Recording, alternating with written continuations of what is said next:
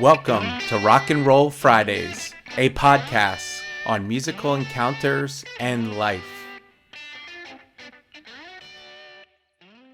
Welcome to Rock and Roll Fridays, and I'm so happy to have a guest because I don't get to talk the whole time.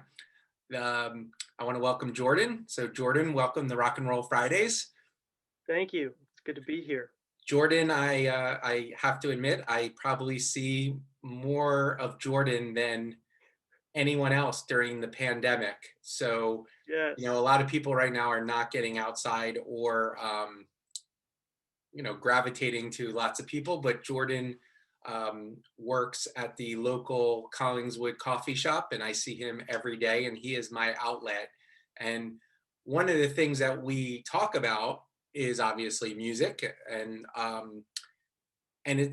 First, I want to just give a little bit of background around about you and kind of contextualize who is Jordan and how did he end up on this show? Yes. So I am Jordan Mead. I am a Camden, New Jersey resident, though I am originally from St. Louis, Missouri. I moved to Camden with an internship in 2008 called Mission Year, which was like a Christian social justice oriented um, program where I spent a year volunteering around Camden at different service sites. Basically, worked at a homeless shelter and an after school program, and found myself much happier here. And I have been here ever since. I had a brief stint back in Missouri uh, for about a year, and I just was like, man, I really loved. I was happy in New Jersey, so I came back. The New Jersey gets a bad rap because I think people don't understand the closeness, the relationships, and the tightness of people when you're from or come to live in this type of community. I think there's more of a everyone has your back feel than most people in the other part of the country would expect or notice. Oh yeah. Well, and even especially just coming from, I grew up in the city in St. Louis until I was about 8. My dad is a truck driver for UPS. He was a regular UPS guy, and then he got promoted and moved us out to the suburbs. And Midwestern suburbs are just so empty. Yeah. Just of so many things, and um, that plays a big part in just kind of like who I am and the journey I've been on my life, even my taste in music. Right. Just lack of cultural depth in my upbringing, and kind of the search I've been on for that in many ways ever since. So, well, one of the things we were talking about was, retail environments, restaurants, coffee shops, music plays an important part. And not only do you work at a coffee shop and have worked at coffee shops, but you also worked at probably one of the most famous brunch breakfast places in Philadelphia, Sabrina's. And Sabrina's has a couple locations in Philadelphia and now has a location in Collingswood. And for people that don't know, Sabrina's is the go-to brunch breakfast place in Philadelphia by far.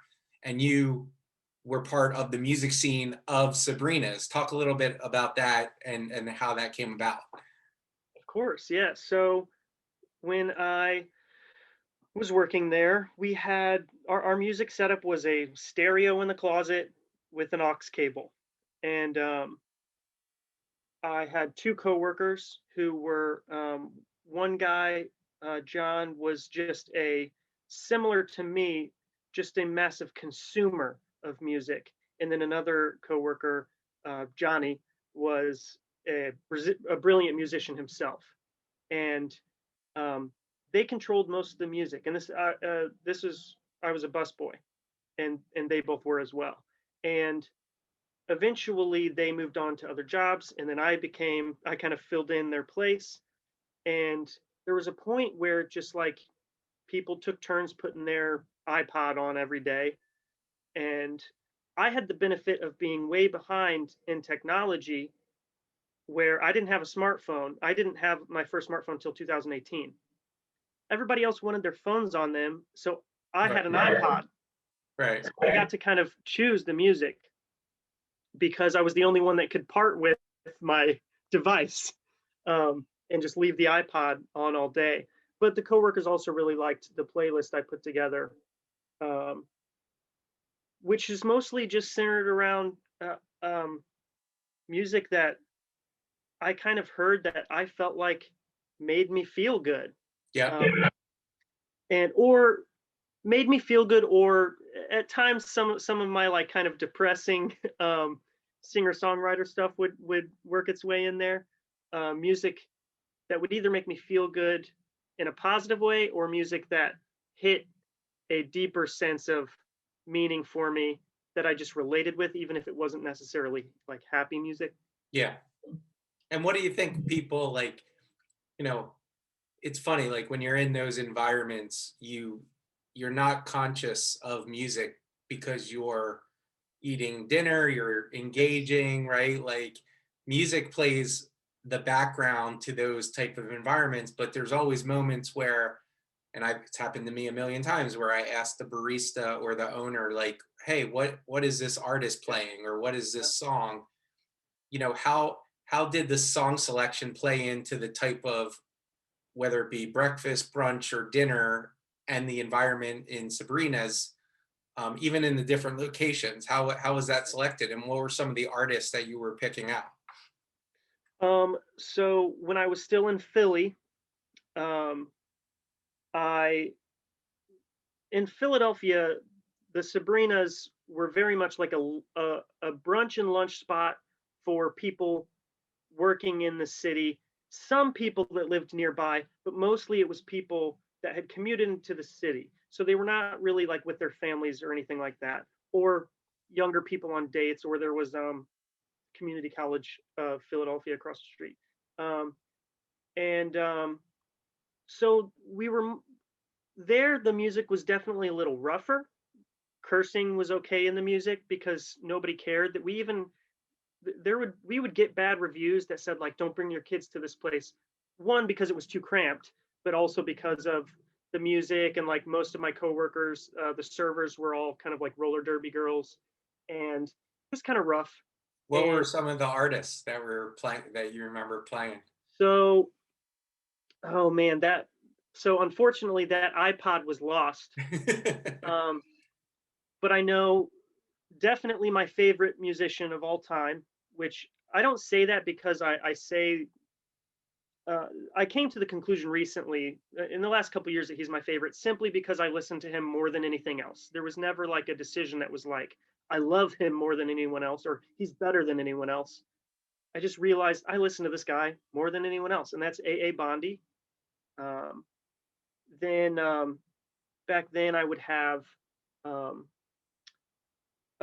Black Lips, um, the Avett Brothers, Yeah. um, MGMT. Um, some of the stuff that my parents listened to when I was growing up would be on there, which was most of my musical experience as a kid. Was what my parents would listen to mostly on Sunday mornings. I would wake up to the house vibrating because they were playing music so loud, Yeah.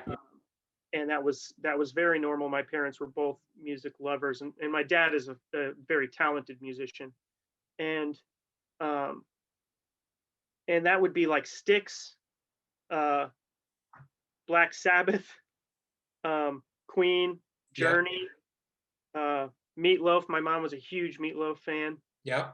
Um, Stuff like that is what I heard in the house growing up, and so that stuff gets in there too, which is mostly just a like I couldn't tell you anything about the people that make that music.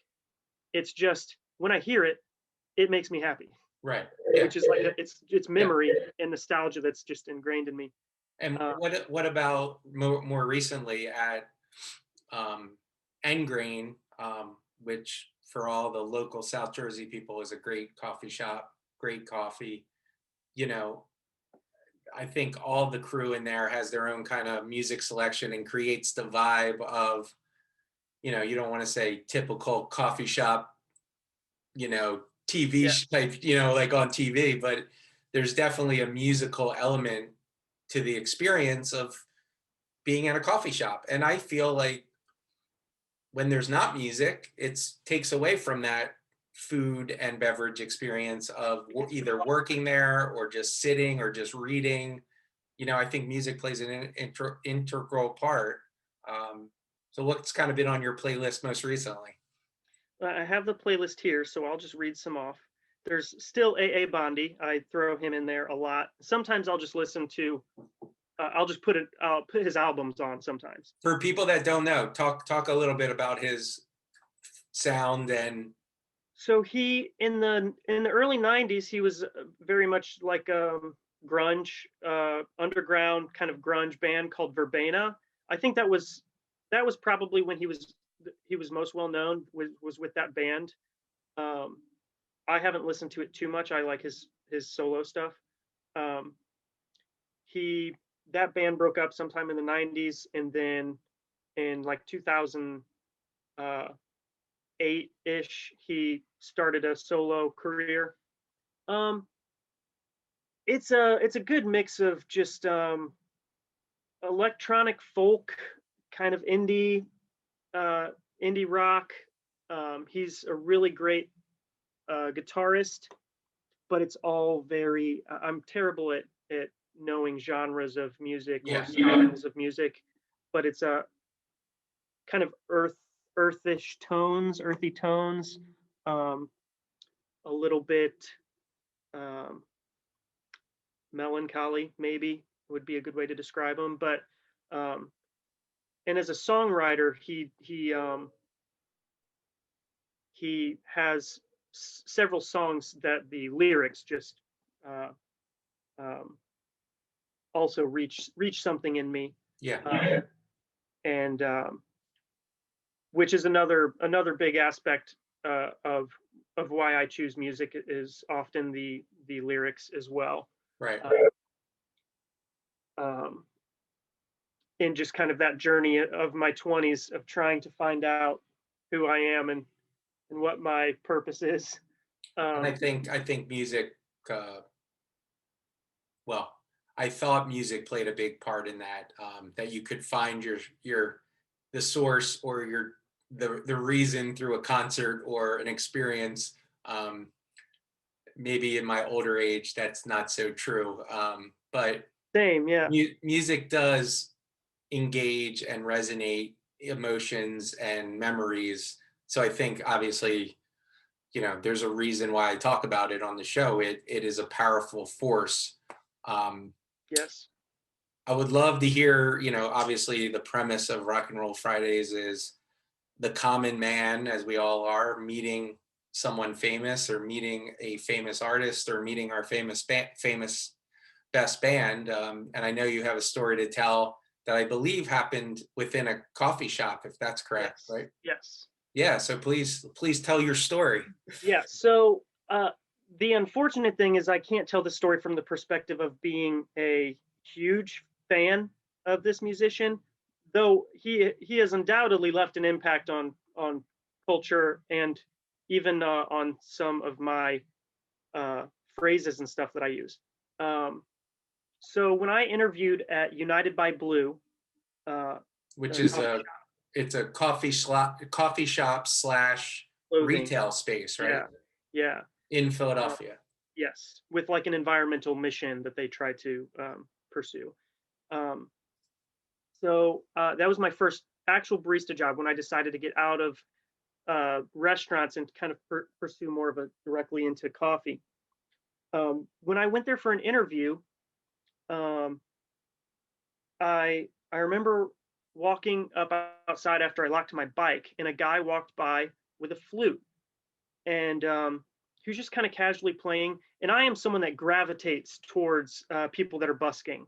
Um, I kind of resent culture where you have to just quickly walk past someone either panhandling or busking, and you have to act like you have something important to do and go past them. I say that because I have the urge to do that, but I fight it real hard.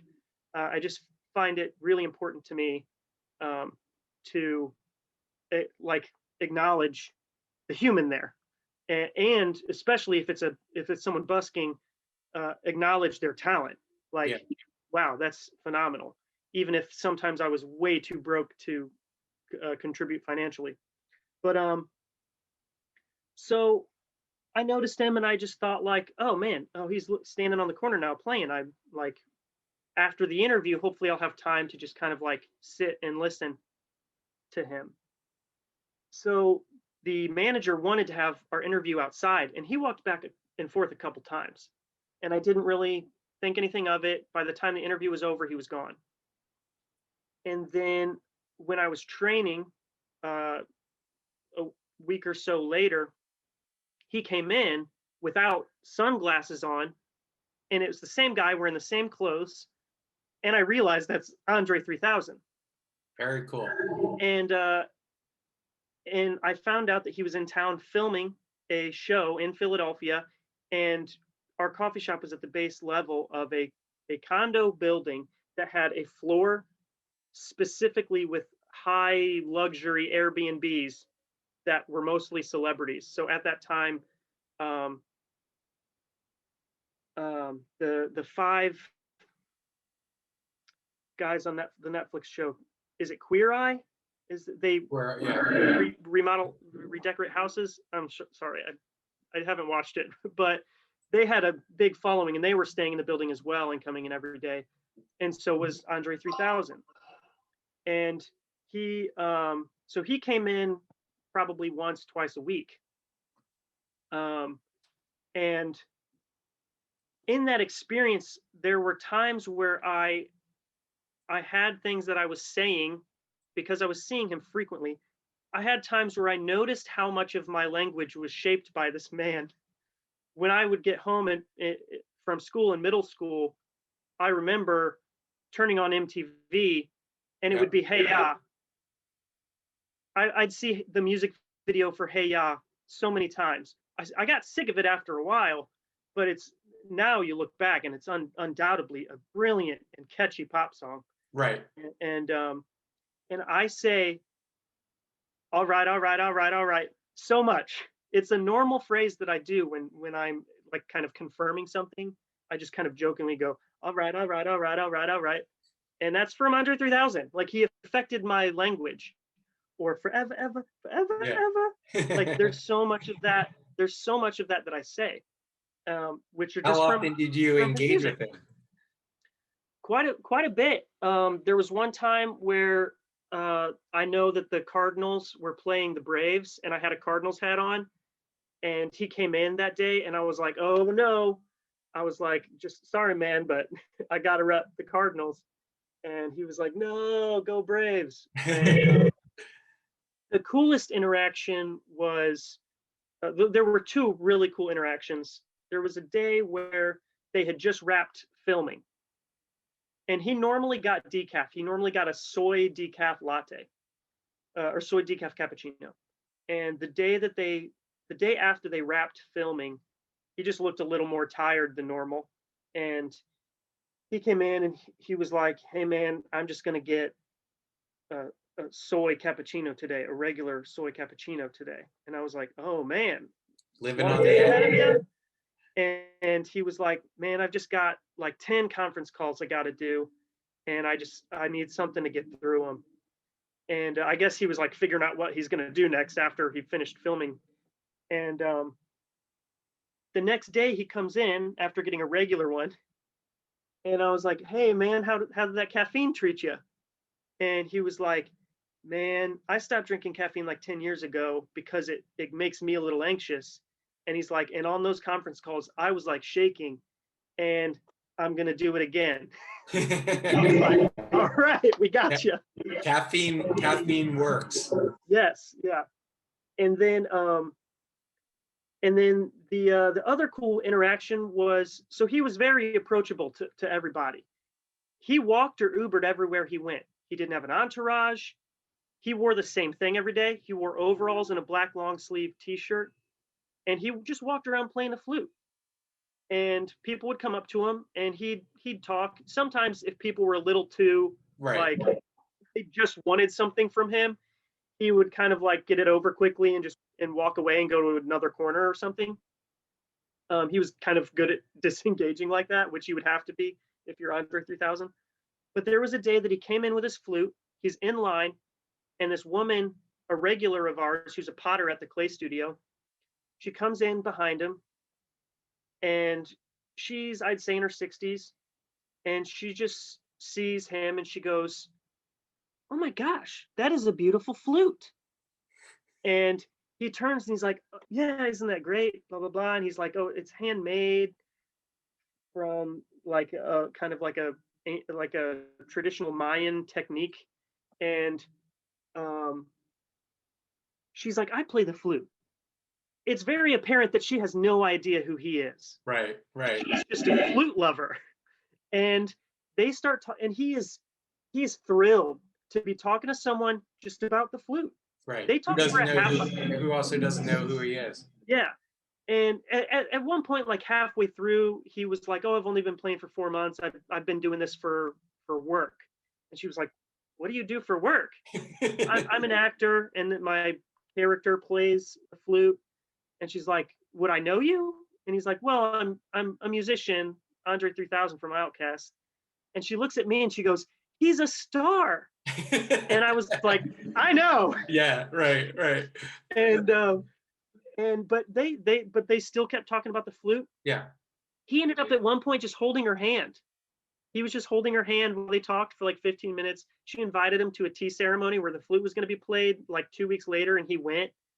And We like she always shared we we pictures. always we always talk about this. All the people I interview, and when the people are just people on both sides, it's a great experience, whether they're famous Yes. people or local musicians. Or I talk about it a lot. I've had the opportunity to meet my most starstruck musicians, and they were so down to earth and cool. And I Yeah. try to feel like I keep it together enough to be just a normal human being and just Yeah. interact in a way that I would want someone to interact with me. So it seemed Yeah. like he was having a great experience being in our city of Philadelphia and Yes. just And he doing clearly his sees, doing yeah, his he job sees and working. himself more as an artist that as than as a celebrity. Right, It felt like right. he he didn't seem like he walked around trying to be a celebrity. He walked around trying to be creative. Creative, right. Um, Yeah. and and that was phenomenal. And yeah, he was he also we ended up I working at Sabrina's, we got a lot of celebrities, mostly athletes. At 18th and Kilo Hill, all the traveling teams would stay at hotels near there. The managers were regulars and they would recommend them. So I had been accustomed to working as a service professional that we regularly had celebrities. LeBron was the biggest one. I was actually a little bit shaky for that one, Yeah, that's but awesome. and he became a regular every time he played the Sixers. And this was when they were in the Heat, winning, and and but I always told myself kind of like what you said, like when I'm behind the bar, when I'm working, I'm going to treat them like a person. That's probably what they want to do when they go to a restaurant, you know. Well, And that's what everyone wants, to be treated yeah, as a person. so I was like that with Andre. I would just kind of be like, "Hey, how's it going?" And then get his order, get him on out, and then we'd talk when there was something relevant to talk about.